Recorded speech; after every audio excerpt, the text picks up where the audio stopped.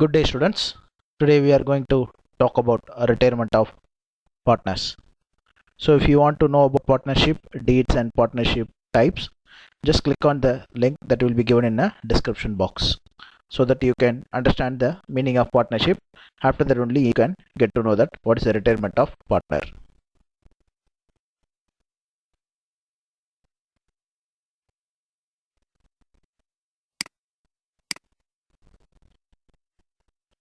Partnership, as we know, is mutual agreement between partners to carry on legal business.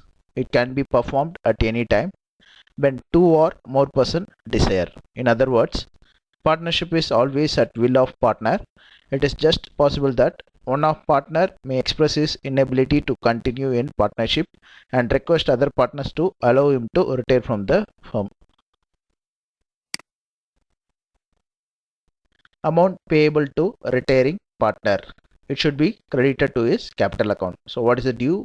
We need to give it to the retiring partner. So what are the credit balance of his capital account, credit balance of his current account, if any, his share of goodwill, his share of accumulated profits, his share in gain of revaluation of assets and liabilities, his share of profits up to the date of retirement, then interest on his capital and salary and commission if there is any due to the till the date of retirement. Then what are the deductions from the retiring partners? So debit balance of his current account, his share of goodwill to be written off if necessary, his share of accumulated losses, his share of loss on revaluation of assets and liabilities, his share of loss up to the date of retirement, his draws up to the date of retirement, and interest on drawings if involved up to the date of the retirement. Then adjustment. So what are the adjustment we need to taken up for the retiring partners? First one is calculation of new and gaining ratio. Secondly, treatment of goodwill, then revaluation of assets and liabilities, and treatment of accumulated or undivided profits, then methods of payment to retiring partners, and adjustment of capital account. So calculation of new and gaining ratio. First one, new share of partner equal to old share plus accrued share. The ratio of remaining partner is known as new profit sharing ratio, in which they share the future profits. Then gaining ratio equal to new share minus old share.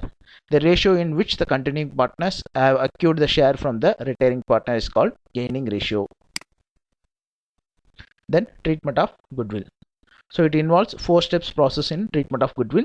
The retiring or deceased partner is entitled to his share of goodwill at the time of retirement because the goodwill has been earned by the firm with the efforts of the existing partners. So first step 1, calculation of goodwill of the entire firm as per partners agreement including retiring partner. Number 2, ascertainment of retiring partners share of goodwill. Third one is calculation of gaining ratio, and fourth one is accounting treatment. Then revaluation of assets and liabilities. The term revaluation simply means to determine the value of assets and liabilities again. So in the preparation of revaluation account, there are only 2 possibilities. It will be either profit or loss. Profit indicates excess of credit side over the debit side.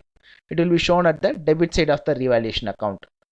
Loss indicates the excess of debit over the credit.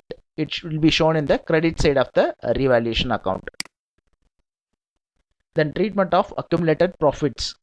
So accounts representing accumulated or undivided profit should be transferred to all partners' capital account, including the retiring partner in the old profit sharing ratio.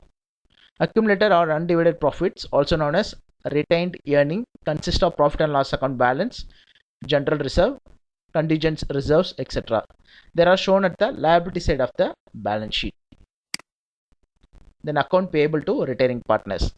The procedure of determining the amount payable to retiring partner is to prepare his capital account on the date of retirement.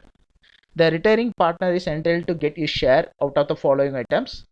They are share of goodwill, share of accumulated profit, share of profit on revaluation, interest on capital, share of profit from closing of the last final account of the date of retirement.